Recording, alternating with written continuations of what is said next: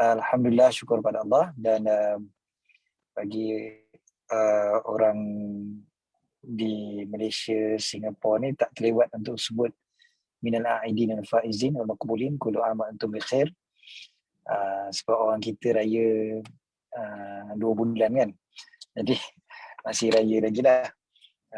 Selamat Hari Raya, maaf zahir batin.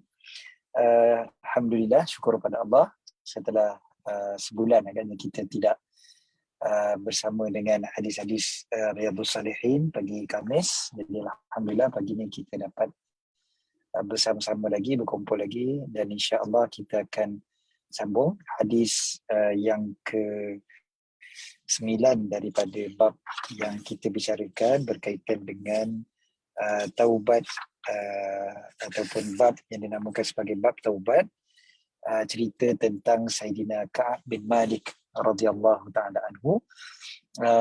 Jadi straight to the point dia, kita tak boleh nak intro lama sebab dah lewat pun ni sebenarnya dah 8-9 minit. Kita perlu habis lebih kurang 8.30. So kita akan bacakan sambungan kepada hadis hari itu. Kita bincangkan tentang Sayyidina Ka'ab bin Malik radhiyallahu ta'ala anhu bila ceritakan tentang beliau tidak pernah miss daripada satu perang pun bersama dengan Rasulullah SAW kecuali perang Badar dan juga perang Tabuk. Perang Badar itu kita disebutkan hari itu tentang perang Badar ini dia tidak ada kita panggil permintaan daripada Rasulullah SAW untuk semua orang Islam ikut serta. Kan jadi tak adalah terlalu berat sangat apabila Sayyidina Ka'ab tak dapat pergi ikut berperang dalam perang Badar. Kan? Tetapi yang menjadi isu sekarang ni adalah bincang tentang perang Tabuk yang beliau tertinggal, kan? Dan itu yang sangat-sangat dahsyat cerita oleh Sayyidina Ka'ab bin Malik atau peristiwa yang berlaku pada Sayyidina Ka'ab bin Malik radhiyallahu ta'ala anhu. Jadi itu cerita yang kita dah bincangkan pun sikit pada bulan lepas. Macam mana Sayyidina Ka'ab bin Malik, dia kata waktu perjanjian Aqabah beliau dapat bersama dengan Nabi SAW. Beliau kata tak apalah kalau tak dapat pun tak dapat perang Badar pun tak apa, walaupun perang Badar itu lebih popular lah di kalangan orang Islam berbanding dengan malam Aqabah. Tapi yang kita nak bincangkan sekarang ini adalah tentang perang Tabuk. Perang Tabuk ini perang macam Tabuk lah, Tabuk tak bau waw kaf Tabuk. Dan Tabuk ini pun kita dah sebutkan hari itu tempatnya jauh, dalam keadaan yang panas dan sebagainya. Jadi satu perang yang sangat kita kata menuntut kepada persiapan fizikal, persiapan mental dan juga persiapan rohani yang sangat kuat lah. Okey, jadi kita sambung dulu apa yang dikatakan oleh Sayyidina Ka'ab bin Malik radhiyallahu ta'ala anhu. Beliau kata, kita sambung apa yang disebutkan disampaikan oleh Imam An-Nawawi rahimahullah wa nafa'ana bihi fi darain amin. Qal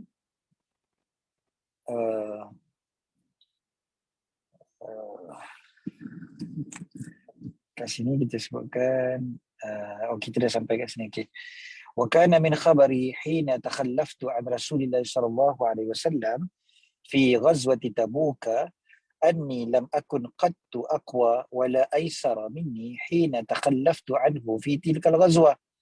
Dan ceritaku ketika mana aku tertinggal daripada Rasulullah SAW pada perang Tabuk, bahawasanya aku tidaklah pernah lebih kuat dan lebih mudah daripadaku, maknanya berbanding dengan sebelum daripada ni, hina takhallaftu anhu fi tilkal ghazwah, ketika mana aku terlepas daripada baginda SAW pada peperangan ghazwah, pada peperangan tersebut, perang Tabuk itu. Maksudnya beliau ceritakan bahawasanya dalam sebelum daripada perang Tabuk, beliau memang maknanya waktu perang Tabuk itu sendiri, waktu perang Tabuk itu maknanya Nabi SAW panggil para sahabat untuk pergi perang Tabuk. waktu tu beliau paling senang sekali, beliau paling selesa, beliau paling ada kemampuan berbanding dengan perang-perang sebelum daripada tu. Kan waktu tu beliau kata aku tak pernah lebih kuat dan lebih mudah. Kuat dari segi fizikal, kuat dari segi kita panggil harta, kan, aisara minni, kan, dia tak pernah lagi yang lebih senang untuk aku daripada perang tersebut. Maksudnya perang tu kalau ikutkan logik akal, beliau lagi senang untuk pergi berbanding dengan sebelum-sebelum daripada tu. Wallahi ma jama'tu qablaha rahilataini qattu hatta jama'tuhuma fi tilkal ghazwah. Dan sebelum daripada perang Tabuk tu aku tak pernah ada 2 ekor unta, maknanya 2 ekor unta yang rahilah, yang boleh ditunggang, boleh bawa kenderaan dan boleh bawa barang dan sebagainya. Sampailah perang Tabuk tu aku ada 2 ekor unta. Maksudnya dah mula kaya lah, kan, dah mampu lah. Kalau kita pada hari ni, maknanya dulu aku tak pernah ada 2 kereta, sekarang aku ada 2 kereta, kan, macam tu. Maknanya dah mampu sangat lah untuk pergi. Dulu mungkin kena tumpang orang. Sekarang kereta ada 2. Kan? Maknanya kalau ikut logik, lagi senang lah nak pergi. Kemudiannya, kat mana? Walam yakun Rasulullah sallallahu alaihi wasallam yuridu ghazwatan illa warra bighairiha hatta kanat tilkal ghazwah. Dan Rasulullah sallallahu alaihi wasallam pula sebelum daripada itu, dan sebelum daripada peperangan apa dia panggil ni, perang Tabuk ini, Rasulullah sallallahu alaihi wasallam tak pernah pula nak menceritakan ataupun merahsiakan nak pergi mana, melainkan dalam perang Tabuk. Warra maksudnya sembunyikan, nak pergi mana ataupun uh, apa misinya dan sebagainya. Maksudnya sebelum daripada ni biasanya Rasulullah SAW ceritakan secara terang-terangan. Tetapi kali ini Nabi SAW memang sangat rahsia. Kan? Sebelum daripada ni bukanlah tak ada rahsia langsung. Perang ni memang dah ada dia punya strategi, kan, dan Nabi SAW mempunyai strategi yang paling hebat. Tapi perang Tabuk ni lagi dahsyat lagi. Kan? Faghazaha Rasulullah SAW fi harrin syadidin, maka Nabi SAW pun pergi dalam keadaan yang sangat-sangat panas, harrin syadid, wastaqbala safaran ba'idan wa mafazan, dan baginda menghadapi perjalanan yang jauh dan mafaz, yang ni kita dah pernah sebut itu, kan. Mafaz ni maksudnya adalah tempat yang tidak ada air ataupun kita kata kering kontang, kan, padang pasir yang kering kontang. Dan kita ada sebutkan hari itu kenapa namanya mafaz. Walaupun mafaz ini kalau kita terjemah secara literal, maksud mafaz adalah tempat kejayaan, kan, tempat selamat, tapi dinamakan begitu dipanggil sebagai tafa'ul, kan, mengambil sempena. Jadi walaupun tempat tu kering kontang ni kalau ikutkan, tempat tu tempat yang binasa lah, tempat yang maknanya kalau orang terkandas dekat situ, habislah, matilah, kan, tak ada air, tak ada orang dan sebagainya. Tapi dinamakan mafaz, tempat berjaya, tempat selamat, sebab dipanggil tafaul. Maksudnya tukar perkataan tu, kan, tukar perkataan tu. Sebab sebahagian daripada kita pun ataupun orang Melayu pun biasa gunakan tafaul ni. Contohnya bila budak nakal, budak tu buas sangat, dia akan sebut budak bertuah, kan, budak pandai, budak bijak dan sebagainya, kan. Dia akan sebut begitu. Bertuah punya budak, walaupun budak tu tengah menyebabkan dia geram. Dia tengah geram sangat, dia sebut bertuah punya budak, bertuah. Bertuah tu dipanggil tafaul lah tu. Kan? Ambil perkataan tu, mudah-mudahan dengan sempena perkataan tu, insya-Allah mudah-mudahan Allah Taala takdirkan kata-kata sebaliknya lah, maknanya dapatlah yang baik, kan, dapat yang baik berdasarkan pada perkataan tu. So bahasa Arab pun macam tu juga, kan. Jadi digunakan perkataan mafazan kat situ, dekat dikatakan apa, tempat tu jauh, safaran ba'idan wa mafazan. Walaupun maksud mafazan kat sini asalnya maknanya baik, tapi maksud kat sini yang sebenar-benarnya tempat tu adalah tempat yang kering kontang.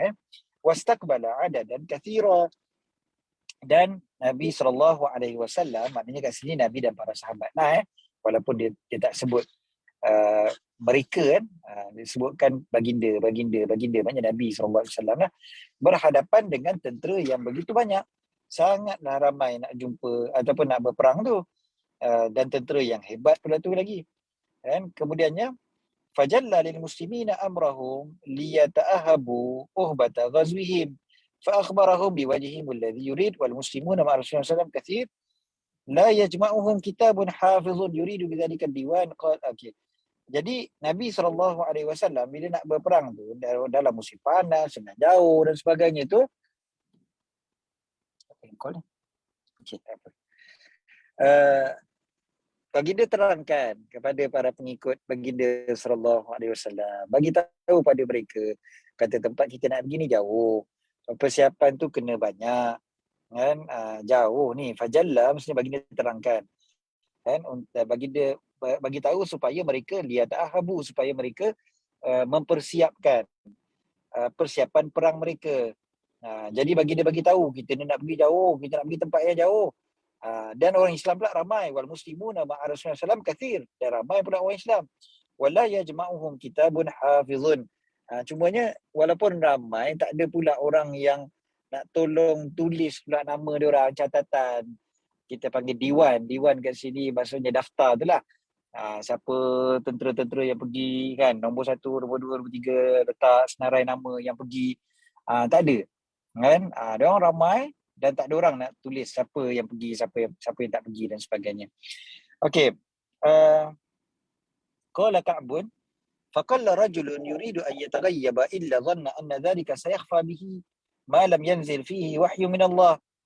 Maka sedikit daripada orang, maknanya segelintir saja daripada dia orang yang tak mau ikut dalam perang tu, dia orang sangka bahawasanya kalau dia orang tak pergi pun tak ada orang perasan. Maknanya sebab apa tadi sebut? Sebab ramai yang pergi dan tak ada orang buat list nama kan. Bila ramai yang pergi dan tak ada list, maknanya peluang untuk tidak disedari siapa yang tak pergi lebih besar. Kan, maknanya tak disedari, maknanya boleh rahsia lah, maknanya orang pun tak perasan kau tak pergi. Jadi ada sebahagian daripada orang Islam, sedikit lah, kata kecil lah, faqalla rajulun kan, sedikit saja di kalangan orang Islam yang dia memang tak nak pergi tu sebab dia rasa tak ada orang tahu kot, tak ada orang perasan kot kalau aku tak pergi, bukan ada list nama pun. Kecuali dia kata, kecuali kalau diturunkan wahyu. Dia orang ni beriman, dia beriman, maksudnya dia kata, tapi kalau turun wahyu naya aku kan. Maksudnya kalau malaikat bagi tahu pada Nabi SAW, Nabi tahu ya aku tak pergi, macam tu lah. Okey. Wa ghaza Rasulullah sallallahu alaihi wasallam tilkal ghazwata hina tabatis thimar wa zilal fa ana ilaiha as'ar. Okey. Kemudiannya Nabi SAW nak pergi peperangan tersebut ataupun berangkat pada peperangan tersebut ketika mana buah sedang ranum kan. Buah sedang ranum, lepas tu pokok-pokok buah tu tengah zilal ni maksudnya apa? Tengah redup kan. Dan dapat berteduh kat bawah pokok-pokok tu. Dan aku sendiri pun macam itulah kan. Tapi cumanya disebutkan oleh Sayyidina Ka'ab, dia kata aku memang sukalah kepada perkara tu. As'ar ni maksudnya aku cenderung kan, aku cenderung untuk berehat dekat bawah pokok dengan buah-buahan dan sebagainya. Siapa yang pernah ataupun biasa pergi ke Madinah, kalau pergi musim panas, kalau kita dapat duduk dekat kebun, nyaman sangat, rasa syok sangat, rasa ya Allah bestnya, rasa tak nak keluar. Rasa best sangat kalau duduk dekat kebun-kebun kurma dia orang. Kalau lagi-lagi kalau yang ada sungai, ada aliran air kat tengah-tengah dan sebagainya. Memang kita tak mau keluar kalau boleh sebab sejuk je, duduk je, keluar je daripada situ panas. Kan? Memang kalau boleh nak duduk je terus. Okey, fatajahhaza Rasulullah sallallahu alaihi wasallam wal muslimuna ma'ahu. Rasulullah SAW pun bersiap dan orang Islam pun bersama-sama dengan baginda. Wa tafiqtu aghdu likai atajahhazu ma'ahu. Dan aku pun tafiq tu maksudnya aku pun nak mulalah. Aku pun nak mula, maknanya aku pun bukannya tak nak kan, aku pun rasa nak juga keluar ataupun bersiaplah untuk berperang kan. Atas jahazu ma'ahu, aku pun nak bersiap bersama dengan baginda. Fa arji'u wa lam aqdi syai'a, tapi aku kembali dalam keadaan aku tak buat apa-apa kan. Mula-mula dah bersiap, tapi lepas tu macam nantilah dulu, macam tu lah lebih kurang kan. Maknanya aku kembali, maknanya aku duduk balik dalam keadaan aku tak buat apa-apa lagi. Maknanya duduk lepak dululah, relax dulu. Okey, kemudiannya wa tafiqtu aghdu likai atajahazu ma'ahu fa arji' wa lam aqdi syai'a wa aqulu fi nafsi, dan aku bercakap pada diri aku sendiri, ana qadirun ala dhalika idza aradtu, aku mampu untuk demikian kalau aku nak. Maksudnya aku boleh lagi ni, aku boleh siap kejap je ni, kejap je aku siap, kejap je sempat aku begini. Falam yazal yatamada bi hatta istamarra bin nasi al-jiddu kan. Maka berterusanlah aku bertangguh-tangguh ataupun aku lambat-lambat kan, relax lagi sampai orang semua siap kan. Orang semua siap dah. Jiddu kat tu bersungguh-sungguh, maknanya memang dah nak pergi sangatlah. Fa asbaha Rasulullah sallallahu alaihi wasallam ghadiyan wal muslimuna ma'ahu. Lalu Rasulullah SAW pun memulakan perjalanan dan orang Islam pun bersama dengan baginda. Walam aqdi min jihazi syai'a, dan aku tak bersiap langsung. Thumma ghadawtu faraja'tu walam aqdi syai'a. Kemudiannya aku pun masih lagi macam tu juga. Aku terus menerus lambat-lambat lagi kata aku tak bersiap juga, aku tak bersiap juga. Kan? Falam yazal yatamada bi hatta asra'u wa tafarata al-ghazwu kan. Dan sentiasalah kan, berterusanlah begitu. Dia sebenarnya kalau kita perhatikan betul-betul makna apa yang disebutkan oleh beliau, maksudnya beliau rasa macam beliau masih boleh lagi untuk kejar kan. Beliau kata boleh dapat lagi menyusul daripada belakang. Beliau kata boleh kot. Macam tu lah lebih kurang kan. Kata aku sempat lagi untuk kejar. Sebab dia kata fahamam tu kan, aku berfikir bahawasanya ataupun aku berniat banyak an artahila fa udrikahum. Aku sempat untuk kejar dia orang. Sempat kejar lagi ni. Untuk aku laju, aku boleh speed lagi ni, boleh sempat kejar lagi. Fa ya laitani fa'altu, betapalah kalau aku dapat buat demikian. Maknanya kalaulah bukan baik kalau aku dapat buat apa yang aku fikirkan tu. Dia masih sempat lagi sebut gitu. So malam yuqaddar dhalika li, tapi sampai dah satu waktu aku tak mampu untuk demikian. Fatafiqtu idza kharajtu fi an-nas ba'da khuruji Rasulullah sallallahu yahzununi anni la ara li uswatan illa rajulan maghmusan alaihi fi an-nifaq aw rajulan mimman ghadara Allah Ta'ala min ad-du'afa. Sampailah dia kata bila dalam keadaan macam tu Rasulullah SAW dengan semua dah pergi, aku keluar daripada rumah, aku rasa sedih sangat. Yahzununi kan, sedih sangat benda ni, sedih, menyebabkan aku sedih sebab aku tak nampak contoh. Aku tak nampak contoh maknanya tak ada aku tengok ya Allah, dah tak ada orang dah dekat Madinah ni. Siapa yang ada? Yang ada hanyalah orang yang terkenal sebagai orang yang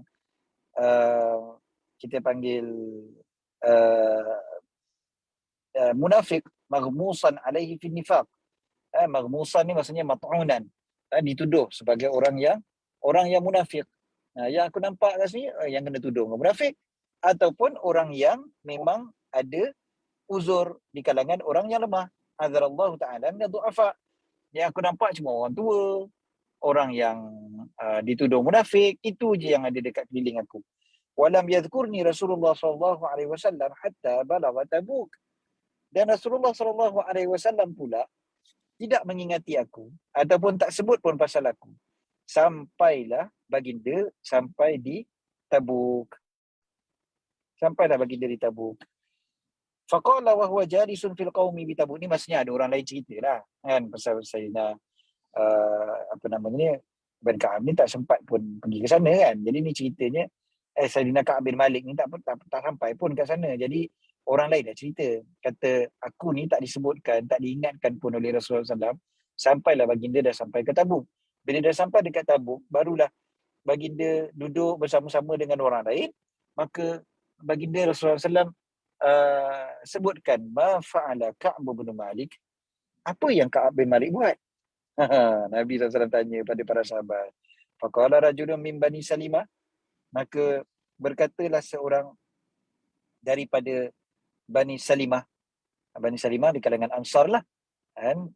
Jadi dipanggil, dikatakan nama beliau adalah Abdullah bin Unais. So Sayyidina Abdullah bin Unais pun jawab, ya Rasulullah, habasahu burdah wan nazaru fi itfai.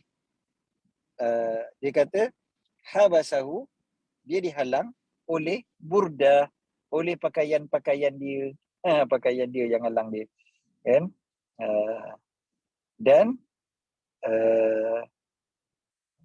burdah, kemudiannya wan nazaru fi atfai, dan melihat kepada kiri dan kanannya. Melihat kepada kiri dan kanannya. Ini dipanggil sebagai bahasa bahasa apa dipanggil? Bahasa kinayah, perumpamaan kepada apa dia?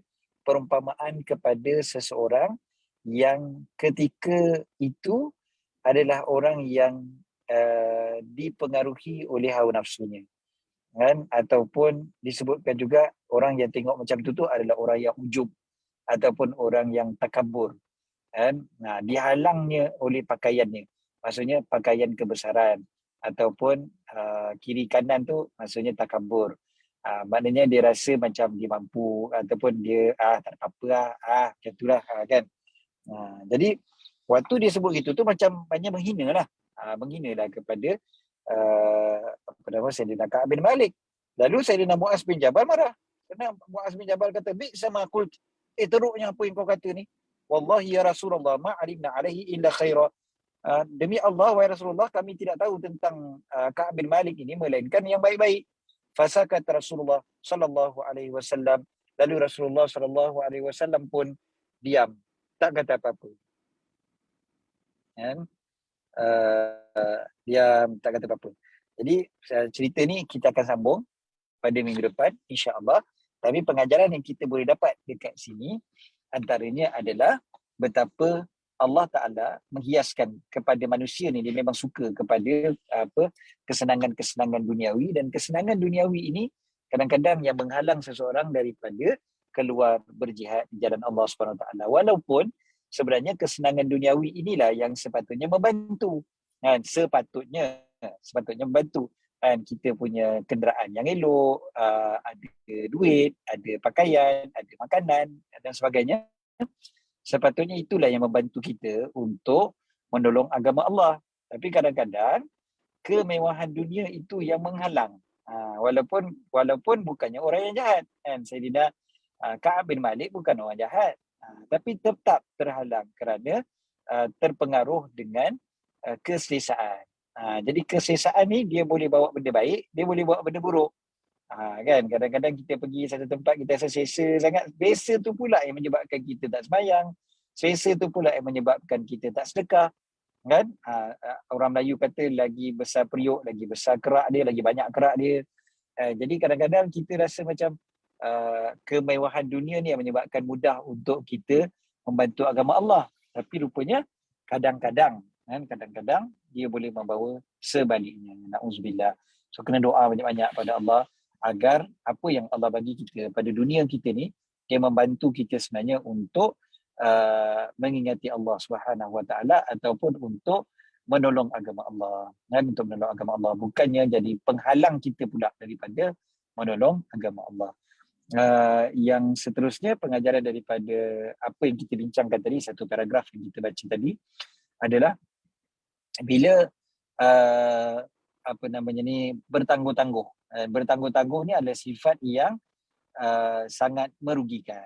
Kita tangguh, kita rasa macam mampu lagi, rupanya bertangguh-tangguh itu boleh menyebabkan kita kerugian terus. Macam kita bertangguh daripada taubat kan, takut-takut tiba-tiba mati. Na'udzubillah, kalau mati sebelum sempat bertaubat. Sebab kita minta doa banyak-banyak, mudah-mudahan Allah kurniakan kita taubat sebelum mati. Jangan bertangguh-tangguh. Gitu juga nak buat baik dan sebagainya kan. Jangan bertangguh-tangguh. Jangan tunggu-tunggu, tak apalah, nantilah. Sifat bertangguh-tangguh, procrastinate tu akan menyebabkan kerugian. Yang ketiganya, pengajaran kita ambil daripada hadis ni adalah Rasulullah SAW adalah seorang yang prihatin. Baginda nampak sahabat, walaupun sahabat tu tak tertulis nama dan sebagainya, tapi baginda sedar, baginda perasan ada sahabat yang tak datang sekali. So baginda cari, mana dia Ka'ab bin Malik, tanya. Maknanya baginda ada bertanya. Baginda seorang yang prihatin, bukan baginda biarkan saja ada sahabat yang tak ikut serta. Orang yang munafik baginda tak sebut, tapi Sayyidina Ka'ab tu sahabat yang baik. Jadi baginda tanya. Itu juga menunjukkan kepada keprihatinan dan kepimpinan Rasulullah SAW. Dan pengajaran yang keempat tadi itu, apabila seorang daripada Bani Salimah yang mengatakan Sayyidina Ka'ab bin Malik ni begitu gini, ada sahabat yang Sayyidina Muaz yang mempertahankan. Maknanya dari segi adab bersahabat, antara adab sahabat adalah bila kita dengar perkara yang buruk tentang sahabat kita, kita patut mempertahankan dia. Kita defend, bukan kita diam aja. Apatah lagi kalau kita tambah pula lagi kan, memang dia teruk kan, bukan begitu. Tapi sepatutnya kita defend, kan? Itu adab sahabat. Berdasarkan kepada yang zahir lah, yang zahir kita nampak baik, so kita pertahankanlah kebaikan orang tu. Bukannya kita pula tambah pula lagi kata macam-macam perkara buruk tentang orang tersebut, ataupun kita diam. Yang sepatutnya adalah kita tolong pula mempertahankan. So itu antara 4 pengajaran daripada satu perenggan daripada hadis yang panjang, yang kita akan sambung lagi insya-Allah. Macam mana apa yang berlaku selepas daripada itu, ada orang lain datang, dan kemudiannya bila mereka pulang ke Madinah, apa yang berlaku kepada Sayyidina Ka'ab bin Malik. Ini cerita yang popular, ramai di kalangan kita pun tahu sebenarnya, tapi kita baca hadis tu lebih detail dan lebih jelas lagi apa yang disebutkan secara spesifik oleh beliau sendiri kan. Sebab beliau yang menghadapi benda ni kan. Cerita ni daripada tuan tubuh sendiri, bagaimana beliau menghadapi konflik ini daripada kecuaian beliau sendiri, bila beliau melambat-lambatkan, dan sampailah hukuman daripada Rasulullah SAW, dan juga berita gembira daripada Allah Subhanahu Wa Taala yang turun untuk beliau dan juga para sahabat lain. Jadi cukup setakat insya-Allah untuk pagi ini. Terima kasih banyak-banyak, dan mudah-mudahan minggu depan kita dapat sambung lagi insya-Allah membaca hadis-hadis baginda Rasulullah SAW. Mudah-mudahan bertambah cinta, bertambah sayang kita pada baginda Rasulullah SAW, dan mudah-mudahan kita seperti mana pada pagi begini kita dapat menyebutkan tentang Rasulullah SAW. Mudah-mudahan di akhirat nanti pun kita harapkan supaya Rasulullah SAW pun ingat kita, kenal kita, mengajak kita dapat minum bersama dengan baginda Rasulullah SAW dan masuk ke syurga bersama dengan baginda Rasulullah SAW. Aku qauli hadza wa astaghfirullahal azim li wa lakum. Bismillahirrahmanirrahim. Rabbana anfa'na bima 'allamtana. Rabbi 'allimna alladhi yanfa'una. Rabbi faqihna wa faqih ahlana wa qarabatin lana fi dinina. Mahni qudri unsa wa dhakar rabbi waffiqna wa fiqhum lima tartadi qawlan fi'lan karama warzuqil kulla halalan da'ima wa akhilla atqiya ulama na'udzu bil khair wa nakfa kulla syarr. ربنا أصلح لنا كل شؤون وأكرم برضا منك العيون واقض عنا ربنا كل ديون قبل أن يأتنا رسل المنون واغفر واستر أنت أكرم من ستر. صلاة الله تغشى المصطفى من إلى الحج دعانا ووفى بكتاب فيه للناس شفاء وعلى الآل الكرام الشرفاء وعلى الصحب الوصابيح الغرر. اللهم اهدنا بهداك واجعلنا ممن يسارع في رضاك ولا تولنا وليا سواك ولا تجعلنا ممن خالف أمرك وعصاك. وحسبنا الله ونعم الوكيل لا حول ولا قوة إلا بالله العلي العظيم. صلى الله على سيدنا محمد وعلى آله وصحبه بارك وسلم. الحمد لله رب العالمين. السلام عليكم ورحمة الله وبركاته. Waalaikumsalam warahmatullahi wabarakatuh. Jazakumullah khairan Ustaz. Pendek aja potongan daripada hadis tu, tapi Masya Allah banyak pengajaran yang kita dapat. Mudah-mudahan kita dapat mengambil pengajarannya, mudah-mudahan sekurang-kurangnya bertahan seminggu untuk dijadikan pengajaran iktibar kepada kita insya-Allah. Jumpa lagi minggu depan. InsyaAllah. Jazakumullah khairan semua atas kehadirannya. Barakallahu fikum. Mudah-mudahan Allah mudahkan urusan semuanya hari ini dan seterusnya. Assalamualaikum warahmatullahi wabarakatuh.